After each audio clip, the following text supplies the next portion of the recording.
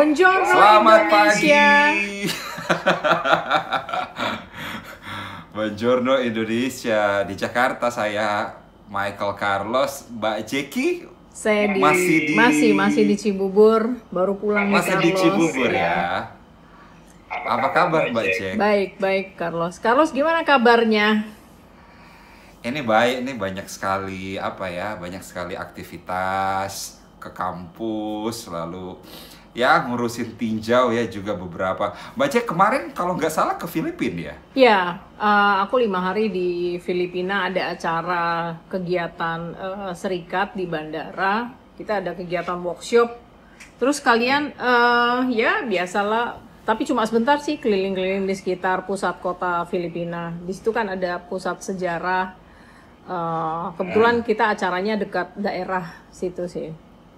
Kota tua, di kota tua, Capek. di area. Mukanya kelihatan capek. Capek Carlos, soalnya setiap hari diskusi, terus ya biasa diskusi, terus bahas tentang persoalan-persoalan dunia perburuhan, dunia industri, dunia penerbangan, ya biasa. Carlos gimana dengan kita seminggu yang lalu ya?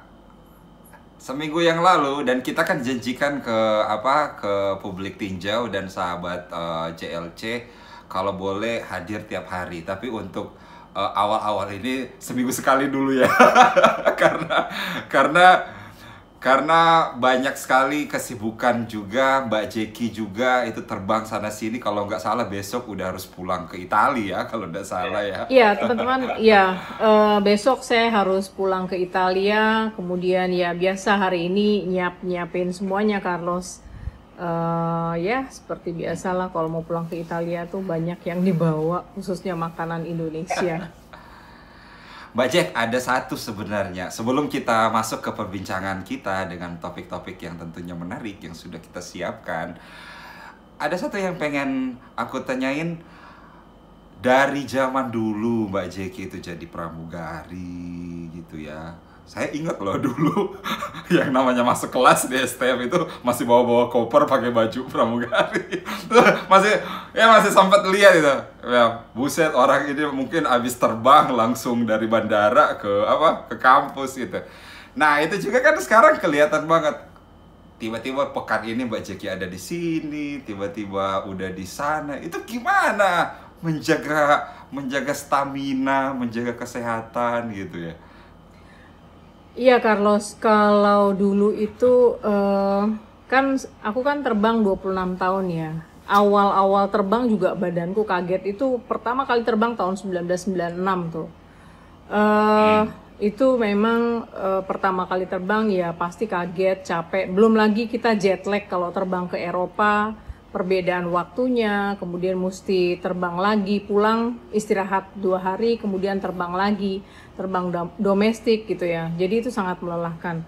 Kemudian 5 tahun terakhir ini, sebelum pensiun ya, 5 tahun sebelum pensiun itu aku aktif merubah pola hidup dengan pola hidup sehat gitu. Pola hidup sehat artinya mulai menjaga makan, olahraga, kemudian menjaga jam tidur. Walaupun pasti kalau ada teman-teman pramugari yang nonton, mereka akan bilang sekalipun kita menjaga tidur, tetap yang namanya pramugari itu nggak bisa tidurnya tuh tetap gitu jamnya, mesti jam 8 malam, mesti jam 9 malam tuh nggak bisa kayak gitu. Tapi ya diusahakan lah kalau tidur tuh 8 jam, kemudian mengonsumsi makanan yang sehat, terus olahraga Carlos. Ya. Makanya publik tinjau jangan coba-coba hubungin Mbak Jeki di jam tidurnya, pasti nggak dibalas. Jadi kalau status dilihat terakhir di WA itu jam berapa, itu berarti udah tidur, udah udah. Iya. Tapi tergantung juga Carlos. Ada juga kadang-kadang kalau lagi bikin video lagi. Kalau memang ada project gitu kan pasti juga tidur nggak terlalu sore gitu ya. Paling telat jam 10, jam 11 gitulah. Tapi diusahakan tuh sebelum jam 11 sudah tidur. Jadi pekerjaan tuh kalau nggak salah, kalau lagi bikin video tuh kalau bisa tuh sebelum jam 11 semua udah selesai. Ya.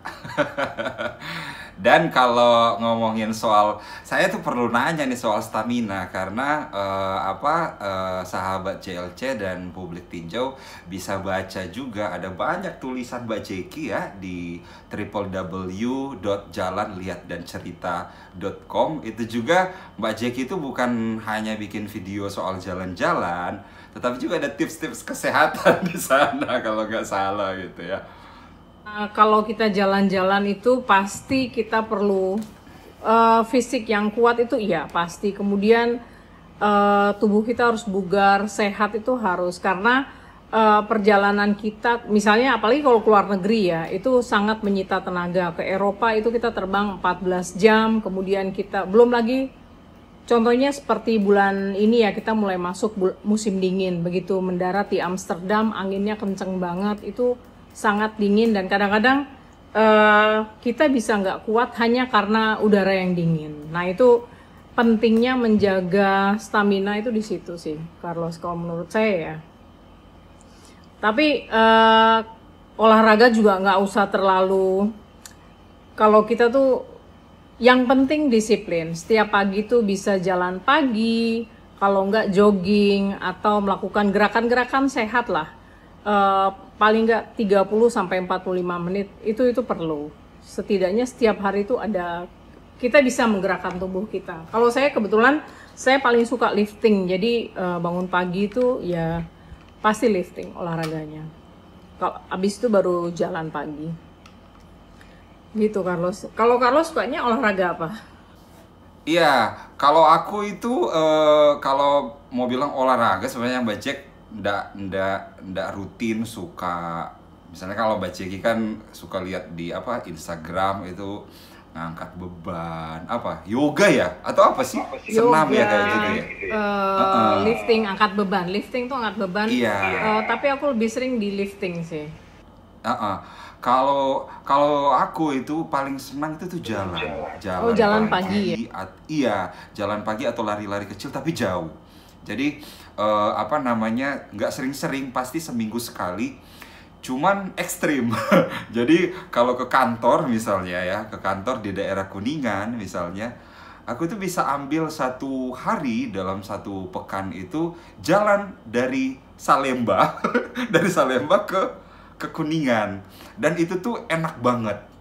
Itu tuh cukup banget untuk tenaga dalam satu minggu.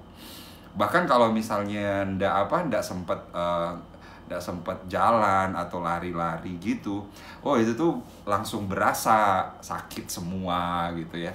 Dan kalau pas setelah lari, even itu jauh, jadi tuh saya itu bisa muter sampai di Monas sana gitu ya. Jadi enak aja sih kalau jalan. Itu sih olahraganya. Terus aku suka ini Carlos, suka nonton di channel YouTube-nya Aderai. Itu dia itu suka kasih nasihat, kemudian dia suka kasih contoh gerakan-gerakan, kemudian dia suka kasih ide gitu ya, kalau teman-teman mau olahraga yang murah dan yang bahkan itu bisa dilakukan di kamar sekalipun, kayak squat, sit up, push up, itu gerakan-gerakan kecil tapi bermanfaat banget untuk otot, untuk lemah dan tulang kita gitu loh. Dan bisa dilakukan di rumah gitu ya? Bisa dilakukan di rumah. Aku paling suka nonton channelnya Aderai kalau untuk olahraga. Iya, dan itulah yang ternyata jawabannya. Mbak Jeki gila, sibuk banget ya, mimpin demo, tiba-tiba ada di negara mana. Kemarin dari Filipina. Nah, ngomong-ngomong soal Filipina gitu ya, Mbak Jeki kan kemarin dari Filipina berapa hari sih Mbak? Kemarin tuh kan di Manila ya. Di Manila ya? Di Manila. Iya, di Manila. Sekarang tuh ada berita yang viral ini soal Filipina gitu ya. Ini nih keren kalau dibahas. Kita secara filosofis ya, filsafat lagi gitu ya. Jadi kita Mbak Jeki pernah dengar kan yang namanya Mary Jane ya, Mary Jane Veloso itu terpidana mati ya, kasus narkotika ya kalau nggak salah. Itu juga ditulis di Tinjau hari ini. Itu secara mengejutkan ada keputusan dari pemerintahan Prabowo Subianto untuk mentransfer Mary Jane Veloso ini ke penjara yang ada di Filipina. Oh, jadi dipulangkan lagi ya? Jadi kan yang namanya secara hukum ya, seseorang dihukum, dijatuhi pidana mati untuk Mary Jane, dia seharusnya menjalani hukuman sampai kemudian dia dihukum mati kan di Indonesia harusnya ya, gitu ya. Tetapi ini kemudian ada keputusan yang sebenarnya bisa dibaca ditinjau lengkapnya, keputusan untuk mentransfer kayak pemain bola sebenarnya, mentransfer Mary Jane dari penjara di Indonesia ke penjara di Filipina. Dan ketika dia ditransfer ke sana, maka segala urusan biaya pemasyarakatan, biaya pembinaan, dan juga diharapkan bahwa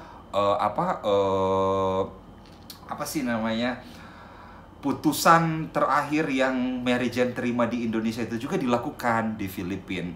Tapi kan muncul pertanyaan, Mbak Jeki, ketika seseorang terpidana mati itu ditransfer ke negara asalnya, pastikan nanti akan melalui proses-proses penyesuaian hukum di negaranya, dan itu kemudian oleh para pegiat HAM dikatakan angin segar. Angin segar kan sekarang ada banyak tuntutan agar hukuman mati ini di moratorium, gitu kan. Indonesia Dia kalau nggak kan salah bawa ini ya heroin 2 kiloan banyak, gitu ya, yang di Jogja betul. itu kan ya. Iya, betul. Jadi Terus? terlepas dari kasus hukum yang menjerat Mary Jane karena dia bawa narkotika, sebenarnya ada sisi hak asasi manusia yang perlu kita lihat bagus banget gitu ya. Jadi kan yang namanya Presiden Prabowo ya, kalau Mbak Jeki ingat ya, berapa kali bertanding Pilpres gitu kalah, dan selalu senjata paling utama gitu ya. Senjata paling utama pada saat kampanye itu adalah soal pelanggaran HAM-nya. Dan ternyata belum, udah 1 bulan dong ya. Pas 1 bulan pemerintahan Prabowo Subianto, ada kabar luar biasa soal penegakan HAM terkait dengan kemungkinan besar bahwa Mary Jane ini tidak akan dihukum mati karena dipindah ke Filipina. Gitu. Keputusannya udah ada dari Pak Menteri Menko Polhukam ya, Pak Yusri. Iya, Menko Polhukam. Gitu. Polhukam ya. Iya sih. Kalau itu kita bisa baca juga ya, ditinjau ya, Carlos. Iya, ada ditinjau. Tapi kalau Mbak Jeki sendiri gimana?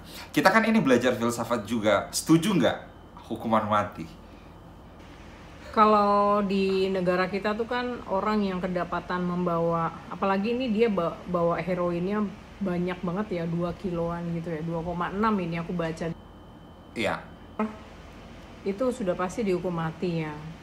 Persoalannya sekarang, apakah hukuman mati itu bisa kita terima di negara kita? Itu kalau aturan di negara kita sudah diberlakukan ya. Tetapi apakah hukuman mati itu memang baik untuk seseorang ya? Kalau kita ngobrol, ini kita diskusi ya teman-teman ya.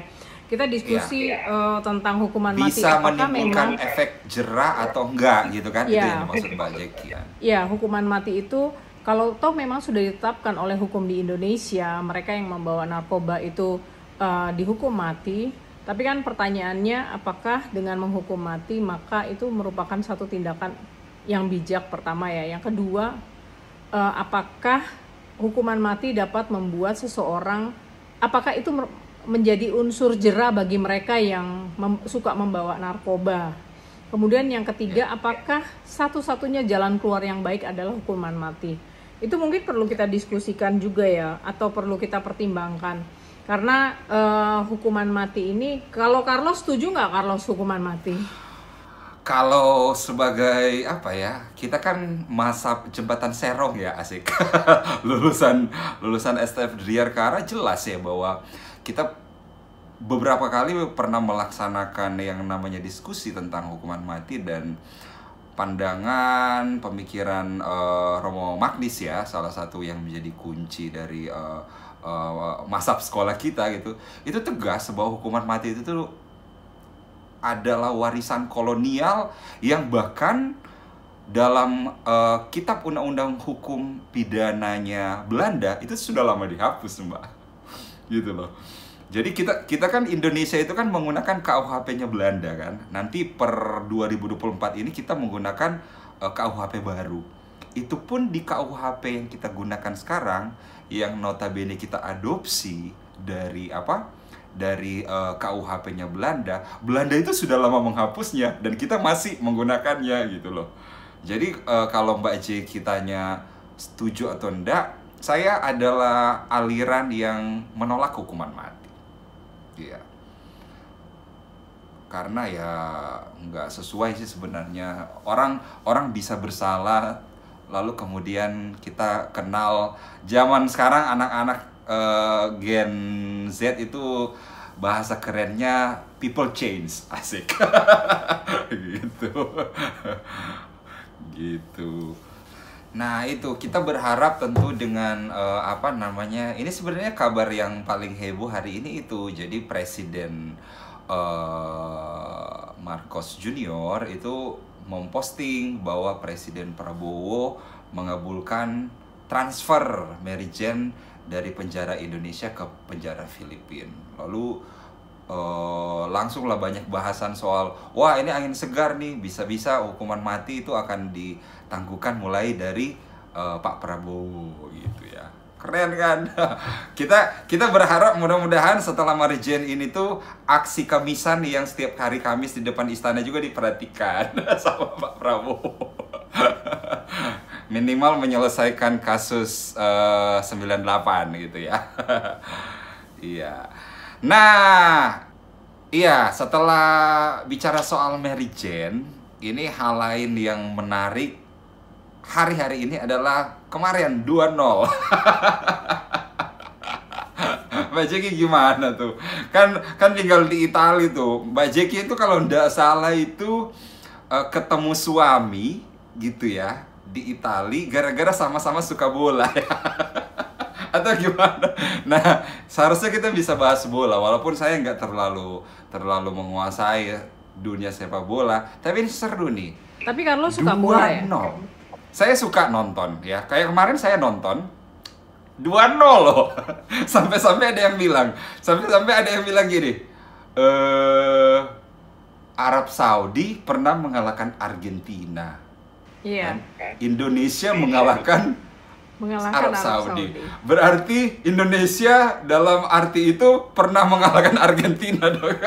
Jadi memang lagi euforia banget. Itu gimana Mbak Jack? Jadi kalau aku sih suka ya Carlos. Aku suka banget nonton bola. Aku sangat suka. Walaupun sekarang itu untuk nonton di stadion itu nggak sudah tidak, bahkan hampir tidak pernah. Kalau dulu sangat sering bahkan nonton di stadion.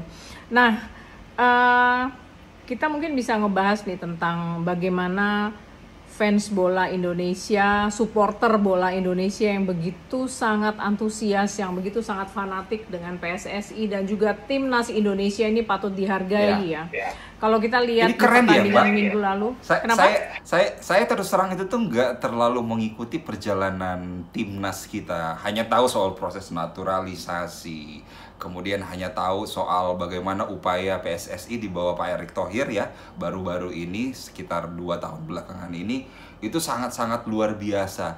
Ini termasuk oke kah kita akan jadi peserta Piala Dunia kah atau bagaimana nih pengamat bola? Iya, ini kan kalau kita lihat dari kualifikasi Piala Dunia dan Indonesia sampai sekarang masih berada di peringkat ketiga. Menurut aku ini udah bagus banget ya, walaupun banyak orang yang memprediksikan bahwa belum tentulah kita masuk, atau kalau toh masuk juga mungkin kita tidak lama gitu. Tapi sebagai seorang fans sepak bola dan pecinta sepak bola Indonesia, mungkin kita bisa melihatnya dari sisi yang berbeda ya. Kalau biasanya dulu itu kita lihat bagaimana timnas Indonesia itu tidak bisa bermain bagus karena tidak pernah disupport dengan manajemen PSSI yang bagus. Itu kita harus jujur tuh ngomong. Tapi di bawahnya Pak Erick Thohir kita harus mengakui bahwa beliau sangat serius menangani timnas nasional dan juga PSSI. Mungkin kita juga harus lihat jejaknya Pak Erick Thohir itu dengan dia memang orangnya suka bola dan beliau juga sempat punya saham di klub bola di Milan, di Italia, kalau nggak salah tuh di Inter Milan ya. Di Inter Milan kemudian beliau juga sangat mensupport sepak bola Indonesia untuk melakukan naturalisasi, mengambil pemain dari luar, kemudian bagaimana caranya memajukan sepak bola Indonesia. Ini yang menurut saya menjadi kebanggaan supporter Indonesia sehingga mereka begitu sangat fanatik dan begitu mereka sangat mencintai timnas Indonesia.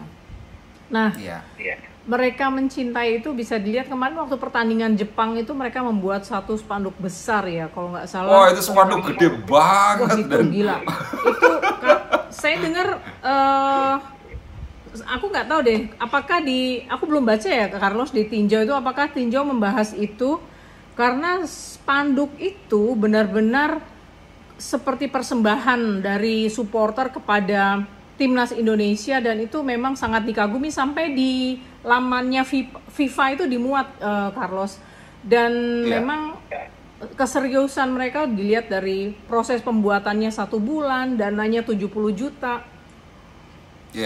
Itu kita bisa lihat di websitenya PSSI ya. Kalau saya nggak salah kemarin tadi pagi saya baca tuh di lamannya PSSI kemudian di FIFA bagaimana mereka mengagumi supporter Indonesia yang begitu sangat mencintai dan menghargai timnas Indonesia.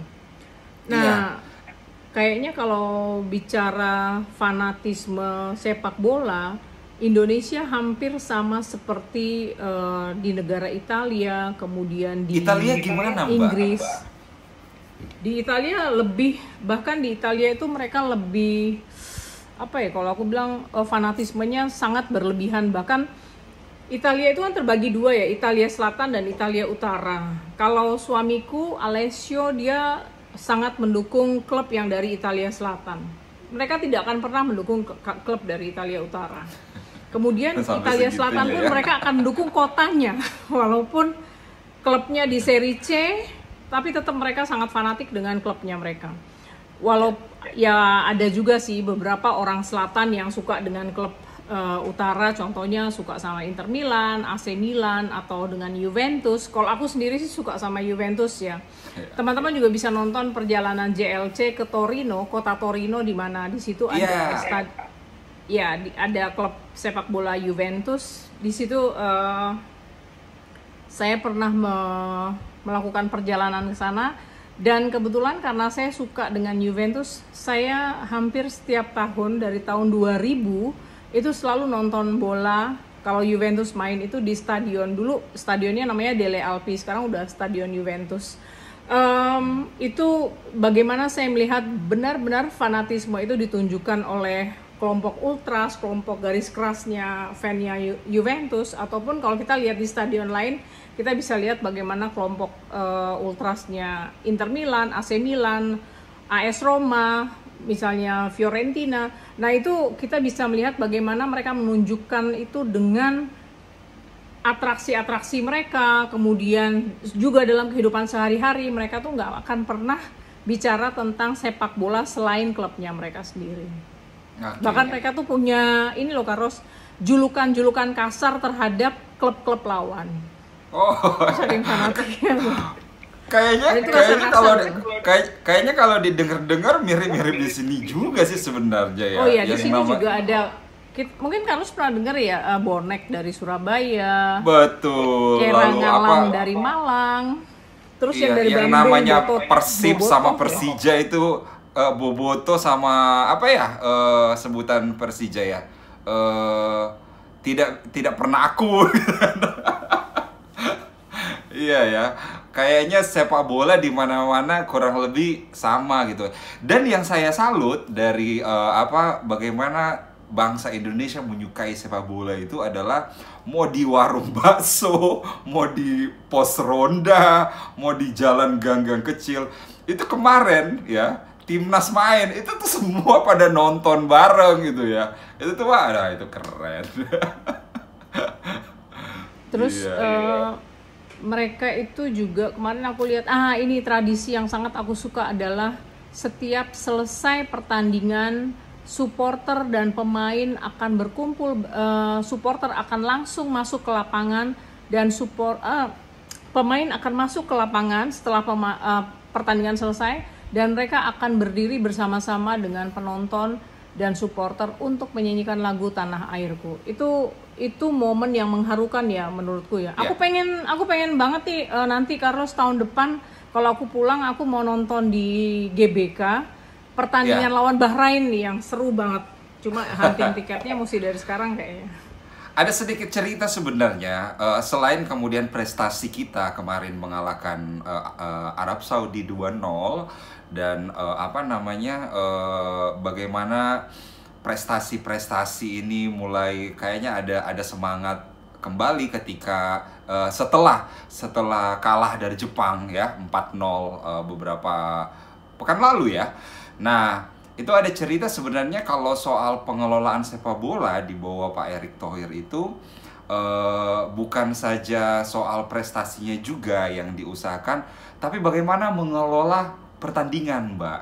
Jadi yang saya salut Indonesia sekarang pada step mengorganize sedemikian rupa dengan sangat baik tentang pertandingan supaya tidak terjebak lagi dalam keributan-keributan, kericuan-kericuan maut ya. Kita ingat Kanjuruhan ya, dan waktu itu Tinjau itu pernah menulis secara komprehensif sekitar 2 tahun yang lalu ya, di awal-awal berdiri Tinjau, itu soal tragedi Kanjuruhan yang banyak sekali memakan korban. Dan kemarin, tahu nggak, ada cerita Mbak, ada cerita karena pada saat pertandingan 4-0 yang Indonesia kalah lawan Jepang, itu ada sepupuku dari Balikpapan, itu dari jauh-jauh hari itu minta untuk nyariin tiket di Jakarta gitu. Itu untuk pertama kalinya saya tahu bagaimana cara membeli tiket nonton bola itu ya. Ternyata itu tiketnya itu tuh cuman bisa dibeli di saya sebut aja Livin Mandiri, orang yang punya aplikasi Bank Mandiri gitu ya. Dan tidak ada tempat lain. Dan ketika ditulis habis, ya habis, nggak bisa lagi. Dan waktu itu saya masih mencoba pergi ke Sarina, tanya di loket tempat jualan merchandise Garuda gitu ya, tim Garuda, timnas, itu memang nggak bisa gitu ya. Jadi saya tuh di situ merasa salut aja gitu ya, bahwa bukan saja prestasi yang kemudian perjuangkan, tetapi juga cara mengorganize itu juga penting, Mbak. Walaupun sebenarnya selentingan itu tuh kalau lihat di X atau Twitter itu masih ada juga sih calo-calo yang suka jualan tiket gitu ya. Tapi sekarang bisa dikatakan tidak menyebabkan yang namanya chaos, lalu orang injek-injekan, berisik di lapangan, di sekitar stadion. Itu tuh sudah mulai bagus. Gimana orang masuk ke kata sepupuku ya, masuk ke stadion itu tuh sudah mulai bagus, teratur, dan kesadaran orang untuk nggak bikin keributan itu tuh sudah lumayan bagus sekarang. Kalau di Italia gimana? Ini ya Carlos, kalau kayak tiket itu mungkin ya, sekalipun ada calo, tapi sebaiknya jangan pakai calo deh. Kita lebih fair, kalau kita mau fair play, kita harus juga terapkan fair buy, fair war, tiket war itu harus fair juga gitu loh, karena di situ menunjukkan kita sportif. Kalau toh kita memang harus beli, misalnya dibatasi satu keluarga 4 atau 5 gitu ya, kemudian satu orang hanya beli satu tiket, itu justru membuat kita tuh semakin menghargai olahraga itu sendiri gitu loh. Dan timnas nasional, karena timnas Indonesia, karena memang kalau dengan cara-cara seperti itu kita jadi semacam kayak apa ya? Apa, Mbak? Kita jadi kayak semacam akan ada transaksi yang tidak bagus ketika ada calo. Tapi kalau kita beli terus kita ikut tiket war gitu ya, itu kan memacu kita untuk kayak aku sekarang nih ya, mau beli tiket di bulan Maret tahun depan, itu dari sekarang tuh udah prepare gitu loh. Pokoknya aku harus dapat karena keinginan untuk nonton sepak bola itu. Aku kebetulan punya pengalaman di beberapa kota di Italia ketika nonton bola, sekalipun dulu itu belum ada sistem yang seketat sekarang di Italia, tapi membeli tiket itu sudah tidak bisa sembarangan. Bahkan agen-agen yang menjual pun itu udah nggak bisa sembarangan. Itu tahun 2000, 2005, 2006 itu mereka sudah menerapkan itu, begitu tertibnya orang membeli tiket gitu loh. Iya, dan kita doakan itu budaya-budaya semacam itu ya. Pada pekan lalu kita bicara soal mindset gitu kan ya, kalau Mbak Jackie masih ingat, itu mulai juga ada di negara kita gitu ya, kerinduan agar hal-hal seperti itu tetap ada dan terus tumbuh gitu ya. Dan kalau bicara soal bola itu sudah mulai, Mbak. Jadi itu kemarin kalau nggak salah, bahkan ya mau beli tiket itu kalau nggak salah harus ada satu nomor ID Garuda Timnas gitu loh. Jadi itu harus ada masing-masing dan itu harus registrasi masing-masing. Kalau nggak bisa gitu ya. Jadi terus semangat Timnas Indonesia, tapi juga tentu kita dukung gitu ya publik Indonesia, publik tinjau, sahabat JLC, untuk juga kalau misalnya ada event olahraga sport semacam ini. Saya terakhir ke GBK waktu itu Asian Games, Mbak, tahun 2018. Itu kan gimana orang Indonesia itu kalau yang namanya olahraga itu semangat banget gitu ya. Nah, nggak cukup semangat, nggak cukup juga prestasi menurutku gitu ya. Tapi bagaimana kita belajar untuk tertib. Itu tuh yang paling utama gitu. Biar olahraganya maju terus gitu. Soalnya saya itu kan riwayat keluarga atlet juga. Kakakku itu juara nasional pencaksilat gitu ya.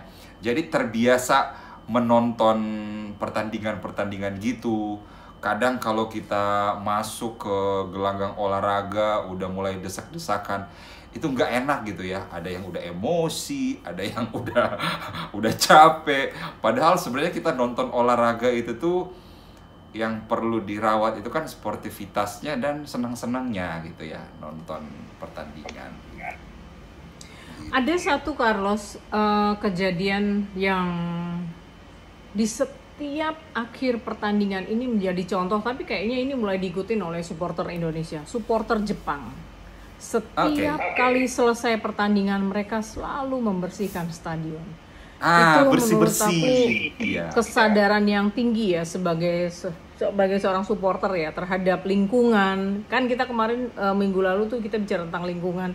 Kemudian bagaimana dia menghargai timnasnya dia, ingin menunjukkan timnas itu mewakili negara, mewakili bangsa. Jadi dia juga sebagai supporter mau menunjukkan bahwa sebagai orang Jepang dengan tradisi samurainya itu mereka sangat-sangat sangat-sangat disiplin untuk melakukan itu. Jadi disiplin membersihkan stadion. Menurut aku itu hebat banget itu. Dan mulai diikuti sih kalau sama supporter Indonesia. Iya, jadi kemarin itu kan walaupun kalah 4-0 gitu ya. Kalah 4-0 itu menyakitkan secara pertandingan gitu ya. Tapi kemudian bagaimana di jalan itu tuh kita lihat bagaimana supporter Indonesia itu begitu ramah kepada supporter Jepang gitu ya. Lalu bagaimana juga supporter Jepang itu bareng-bareng mengutin sampah, itu juga diikutin oleh supporter timnas. Dan saya pikir tidak ada tujuan yang lain kalau kita misalnya bicara soal sejarah, misalnya sejarah Olimpiade gitu ya. Sejarah Olimpiade, ini cocok nih kalau bicara soal Athena gitu ya, soal Romo Setio juga gitu ya, sejarah filsafat Yunani. Kalau nggak salah itu kan yang namanya, apa ya, itu juga ditulis oleh Habermas loh Mbak. Jadi, bagaimana olahraga itu sebenarnya adalah akar dari ruang publik, kompetisi. Jadi yang namanya polis-polis di Yunani zaman dulu ya, itu tuh untuk dia bisa menjadi manusia unggul, dia harus bertanding gitu loh.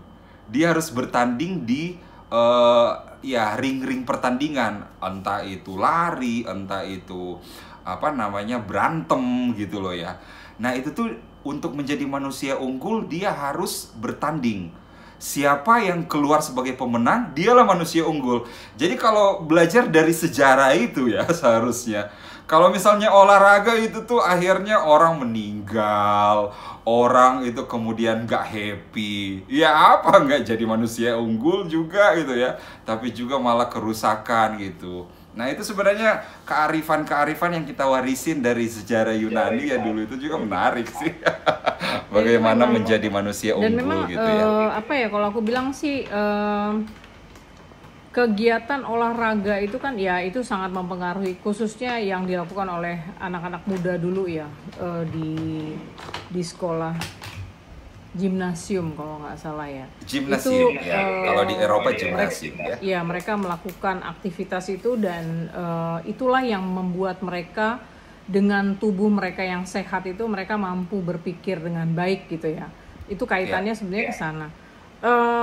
Tapi memang mungkin dalam sepak bola ini ketika kita melihat contoh yang dilakukan oleh supporter Jepang tuh ya, teman-teman, mungkin kita bisa melihat satu contoh yang bukan hanya sebaiknya tidak hanya dilakukan di stadion bola, tapi itu di mana-mana. Dan Carlos, kalau kita mau bicara jujur ya, Jepang itu memang terkenal sebagai negara yang sangat tertib dan bersih. Dan mereka tuh tertibnya bukan karena ada aturan harus tertib gitu, enggak. Karena mereka punya kesadaran. Itu hebatnya kalau nonton film dulu itu kalau nggak salah The Last Samurai. Yang main Tom Cruise sama Ken Watanabe itu ya, di situ kan dia bilang bahwa orang-orang yang mendalami tentang budaya samurai itu mereka akan melihat budaya itu dengan sebuah kesempurnaan gitu. Jadi membuang sampah tuh juga merupakan bagian dari kesempurnaan hidup. Itu bagus tuh, aku suka banget itu. Para fans atau supporter bolanya dari Jepang. Iya. Dan yang namanya kearifan timur apalagi Jepang ya, yang kalau di dunia filsafat, lagi-lagi filsafat sekarang kan lagi naik daun ya Mbak Ceki, yang namanya filsafat timur Jepang ya, terutama itu tuh lagi naik daun. Kalau mau berguru soal filsafat Jepang, nggak usah jauh-jauh ke Jepang, ke STF karena udah ada tuh. Cari romo-romo yang agak plontos gitu ya. Yang suka foto-foto pakai baju Jepang. Wah, itu tuh menguasai banget soal filsafat Jepang dan pokoknya keren.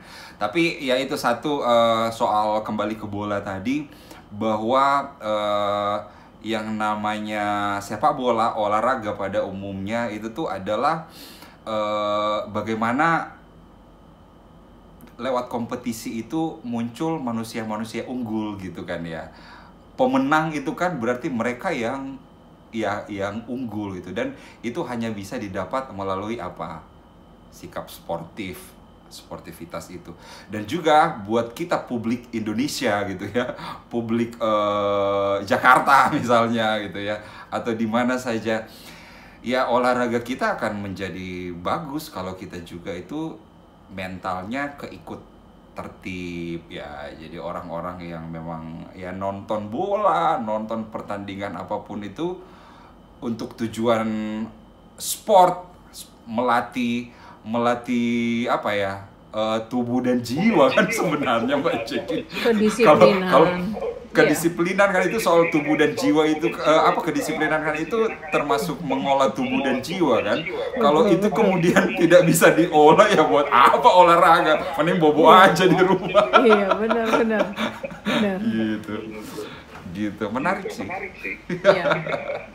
Dan Indonesia sekarang sepertinya sudah mulai melangkah ke sana, dan kalau kita bicara tentang sepak bola Indonesia, supporternya maupun timnas, kemudian keseriusan pemerintah menanggapi pentingnya olahraga itu, ya ini harus dihargai sih, karena memang dari kecil kalau sudah mulai ada bibit-bibit unggul yang bisa dilatih, kemudian memang tekun artinya tekun dan serius menekuni profesi sebagai pesepak bola ataupun atlet di cabang lainnya, itu harus didukung. Dan negara tuh harus mendukung dan memfasilitasi, karena itu sangat bagus. Ya, jadi siapa yang mau jadi kayak Marcelino itu harus, wah keren. Keren. 2 loh. Iya, jadi semua golnya diciptakan oleh Marcelino, itu luar biasa. Keren. Mbak Jack, kita masuk ke segmen buku. Ada buku apa? Kalau nggak salah, buku masih soal bola. Buku lama ya teman-teman, jadi ada seorang penulis dulu tuh menulis di Kompas, beliau menulis di Kompas, kemudian membuat buku. Sebenarnya beliau menulis buku banyak ya, Sindunata, kalau kami menyebutnya Romo Sindu. Romo Sindu ini memang penggemar bola berat, kemudian beliau menulis tentang catatan-catatan bola dan Piala Dunia, kemudian di sini ada bola-bola nasib, beberapa pertandingan yang memang ada yang menyedihkan, ada yang ya menggelikan, kemudian peristiwa-peristiwa di pertandingan bola lah, kemudian bola di balik bulan, air mata bola, ini beberapa peristiwa tentang Piala Dunia. Ini buku lama ya teman-teman, ini buku lama nih Carlos, tapi ini sampai sekarang masih saya simpan karena saya suka banget dengan olahraga bola. Kemudian ini juga dari pengamat bola lama sekali. Ketika saya masih nonton bola tahun 2000-an lah, M. Kusnaini adalah seorang pengamat bola yang terkenal. Terus ini Carlos, aku mau ngasih tahu sebagai penggemar Juventus. Asik. Wow. Teman-teman, ini saya sengaja beli. Ini saya beli ini berat banget ini ya. Ini adalah sejarah. Ada 2 jilid, Mbak. Itu 2 jilid ya? Iya. Kemudian ini yang dari tahun 1897 sampai tahun 2021 kemarin. Kemudian ini adalah kumpulan-kumpulan dari wartawan-wartawan di Italia, dan saya sengaja mengumpulkan ini ya teman-teman. Ini dari sejarah pemain-pemain zaman dulu lah. Buat publik Tijau sama sahabat JLC yang mungkin juga adalah produser di TV-TV nasional yang suka komentarin bola, ini Pak Jeki bisa diajak buat jadi komentator bola.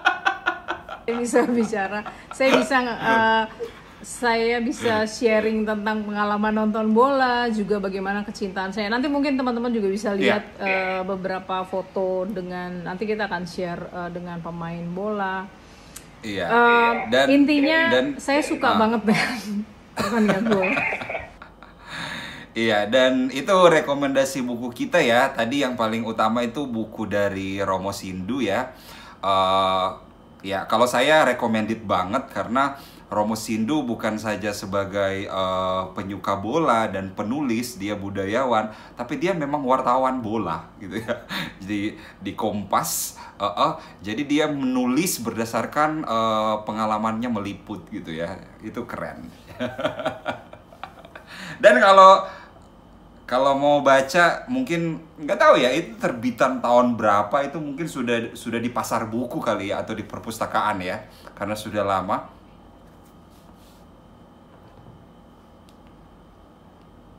2002 ya, oke. Ya, pokoknya terus jaya sepak bola Indonesia. Jadi dan harus kita dukung ya, harus kita dukung. Betul. Menang kalah harus didukung aja. Menang kalah harus didukung. Pokoknya kalau misalnya kalah jangan berisik, jangan ribut. Kalau menang rayakan dengan sewajarnya gitu loh. Jangan merusak gitu ya. Itu. Dan saya sih melihat bahwa publik sepak bola Indonesia di 2 pertandingan terakhir ya, Jepang Indonesia lalu Arab Saudi Indonesia itu keren. Keren Mbak. Sekarang kita ke waktu lawan Bahrain juga keren tuh. Iya, Bahrain ya. Tapi ya kayaknya apa biasalah. Wasitnya sampai jebol ininya ya. Soal Sosmednya wasit. sampai dihajar sama netizen Indonesia. Ya kalau soal begitu netizen Indonesia hebat lah. Nomor 1 lah. Nah, kalau bicara soal netizen Indonesia, sepak bola ini juga masih menjadi trending ya di Twitter atau X gitu ya. Gimana banyakannya itu Mbak, banyakan postingan-postingan tentang timnas ya, tentang timnas Indonesia itu soal si Marcelino duduk terus difoto itu loh. Oh iya, itu katanya semacam usulan, gaya dia untuk mengungkapkan bahwa jangan tempatkan aku di bangku cadangan terus gitu ya. Iya benar. Lalu semakin semakin banyak sorotan juga soal pemain-pemain naturalisasi kita, misalnya penjaga gawang kita yang akrab disebut Bang Paes. Bang Paes. Bang Paes itu katanya kemarin waktu awal pertandingan itu kan menyanyi lagu kebangsaan, itu makin lantang nyanyi Indonesia Raya, gitu semakin ya? fasih gitu. Iya, itu kan kebanggaan juga gitu ya. Itu dari sosial media X perkembangan terbaru soal dukungan kepada timnas Indonesia yang sekarang di klasemen grup C ya Mbak, itu di urutan ke-3 gitu. Kalau di IG ada apa Mbak?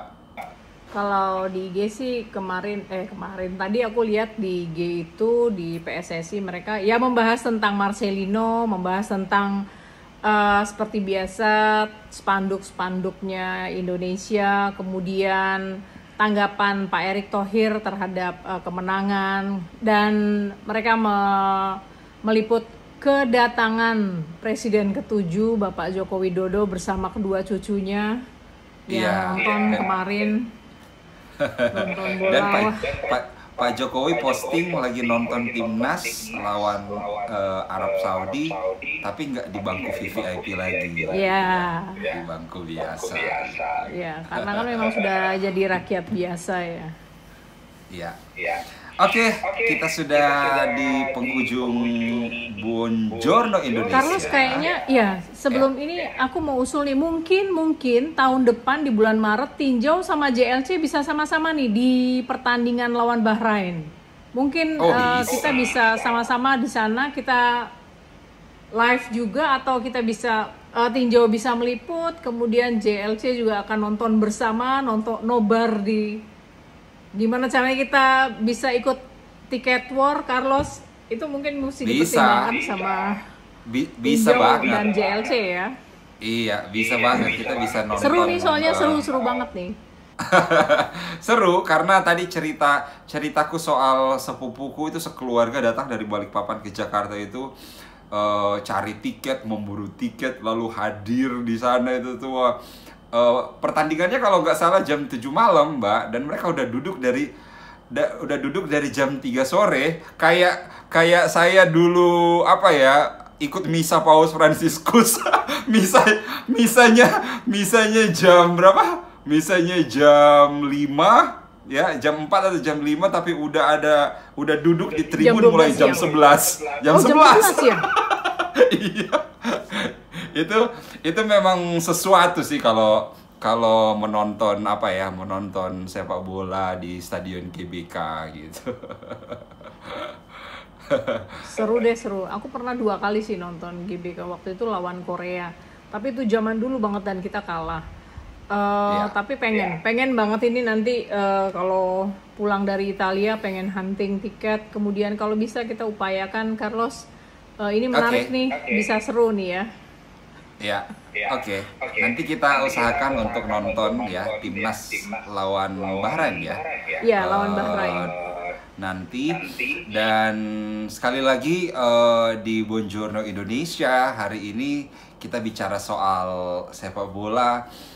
Pesan moralnya adalah bagaimana sepak bola Indonesia itu tuh terus maju gitu ya.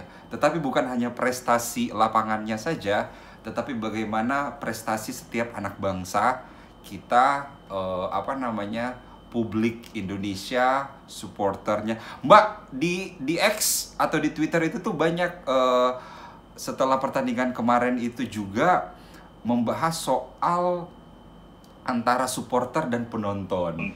Oh, Perbedaan gitu. supporter dan penonton. Jadi kita berharap bahwa publik Indonesia itu tuh bukan saja sebagai penonton ya. Penonton kan itu kan bisa hanya menonton saja, cuek dengan sampah, cuek dengan keberadaan supporter lain gitu ya dari negara lain, cuek dengan apapun. Sebaiknya lebih menjadi supporter. Dengan menjadi supporter, kita itu memang mendukung gitu kan, mendukung timnas, mendukung bagaimana organizing pertandingannya juga itu bagus gitu. Jadi itu jangan sekedar ngelihat aja, hadir jadi penonton gitu. Karena ternyata Mbak di X itu ada yang nge-tweet soal seorang penonton yang protes pembentangan yang Mbak ceritain di awal tadi. Iya, Godzilla Pembentangan dan ya. Godzilla itu. Katanya ngapain sih ini bentangin gini, kan kita nggak bisa lihat apa-apa. Nah terus ada yang komen banyak sekali kan. Ah itulah bedanya supporter dan penonton. Kan penonton itu tuh ya memang pengen lihat lapangan hijaunya gitu kan. Sementara supporter itu tuh melakukan berbagai cara untuk menyemangatin. Iya. Mbak Terus Jack, juga kita nanti jadi supporter. kalau supporter itu mereka biasanya ada agenda khusus. Jadi setelah pertandingan mereka akan ngumpul, kemudian mereka akan bahas pertandingan yang sudah selesai dan pertandingan selanjutnya. Kemudian mereka akan bikin apa lagi nih yang bisa membuat timnas semakin bersemangat. Kemudian kalau di momen-momen mereka latihan, timnas lagi latihan, kalau diizinkan nonton momen-momen latihan, itu biasanya mereka suka ikut latihan. Kemudian mereka biasanya yang suka bikin yel-yel, lagu, yang kayak gitu, pokoknya untuk menyemangati, terus tarian, ada ritual-ritual, itu supporter tuh. Itu dan itu sangat menyenangkan tuh. Karena saya pernah mengalami itu dan pernah menjadi bagian, cuma waktu itu bukan supporter timnas ya, waktu itu supporternya Juventus. Bahkan Carlos, saya pernah membentangkan spanduk di stadion Juventus, itu Juventus Fans Club Indonesia. Wow. Ya. Makanya Jauh-jauh saya ke sana. sangat bisa memahami sih kalau supporter itu seperti apa. Saya benar-benar, karena memang menyenangkan sih jadi supporter itu. Iya. Dan kita berdua nanti usahakan untuk Indonesia versus Bahrain, kita mau jadi supporternya Indonesia ya. Supporter berarti memberi semangat gitu ya untuk timnas kita. Oke, menarik banget Mbak Jack. Mau siap-siap itu ya, mau siap-siap ke Italia. Nanti berarti Ya, mau. minggu depan kita siaran langsung sudah dari Avetrana dan Jakarta ya. Jadi semoga sehat-sehat. Iya Carlos, sama Carlos juga teman-teman dari pembaca tinjau dan juga sobat JLC tetap setia di sini dan kami akan terus hadir di Buongiorno Indonesia. Ya. Dan kalau ada saran, kritik dan apapun itu silakan untuk mengirimnya ke redaksi@tinjau.id ya. Kita harus pamit ya. Kita harus nggak selesai nih ngomongin bola. Oke. Saya Michael Carlos. Saya Jeki Twanakota. Terima kasih semuanya. Terima kasih Carlos. Terima kasih Terima Tinjau. kasih Mbak Sampai Jeki. ketemu Selamat lagi. pagi. Iya. Selamat pagi, buongiorno Indonesia. Buongiorno Ciao. Indonesia.